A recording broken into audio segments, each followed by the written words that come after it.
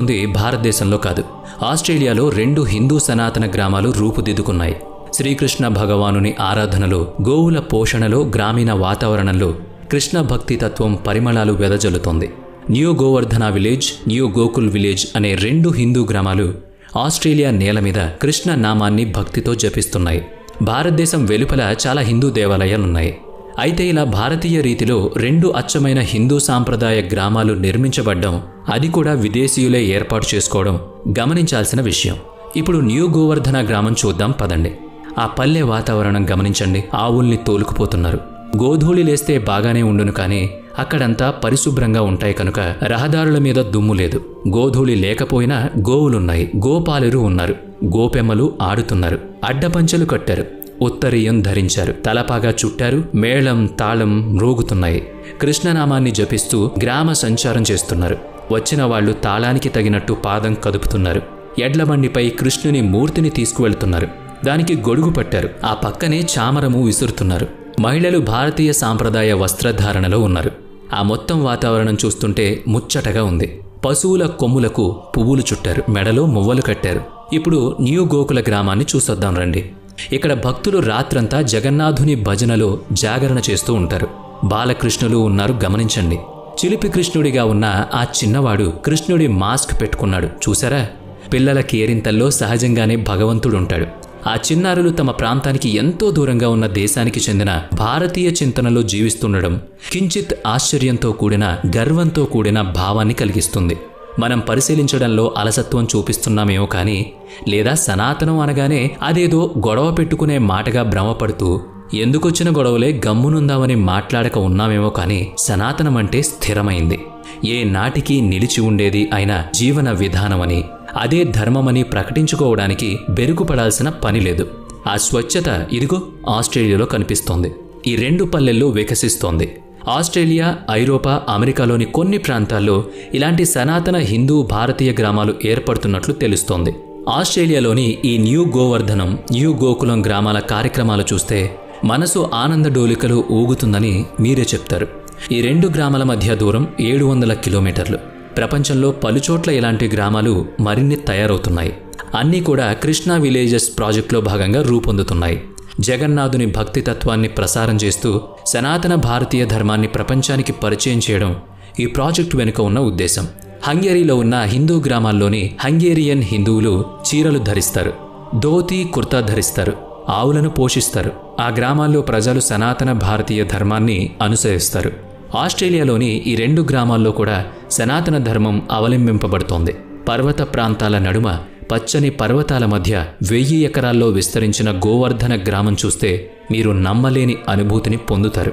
ఆస్ట్రేలియాలోని new south Wales ప్రాంతంలోని tweet వ్యాలీలో గోవర్ధన గ్రామం ఏర్పడింది.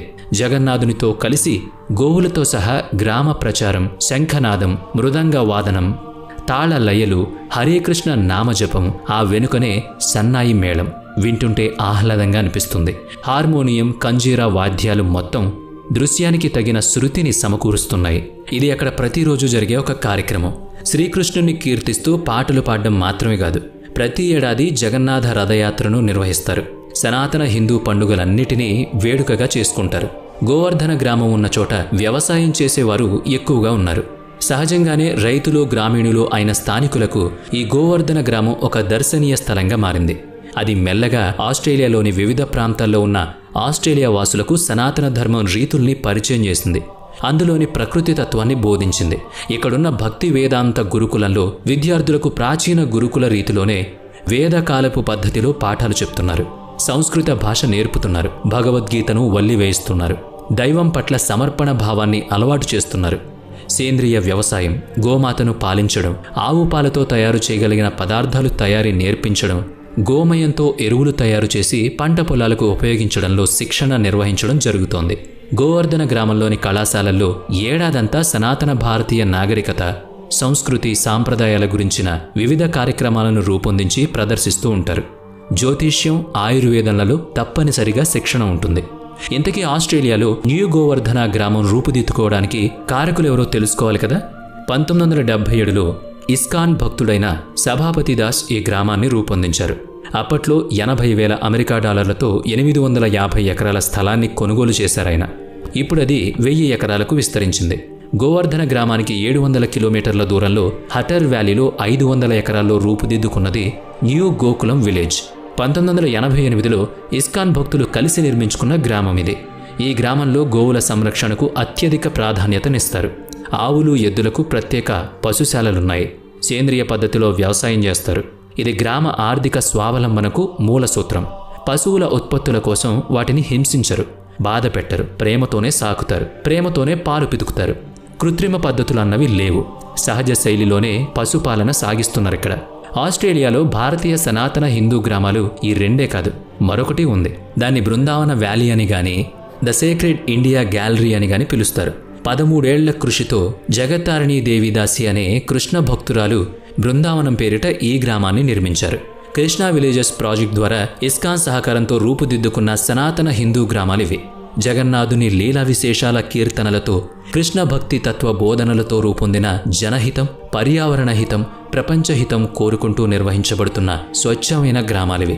ఆంధ్రప్రదేశ్లోని శ్రీకాకుళంలో కూర్మ గ్రామం కూడా ఇలాగే అచ్చమైన సనాతన భారతీయ శైలిలో రూపుదిద్దుకుంటూ ఉంది.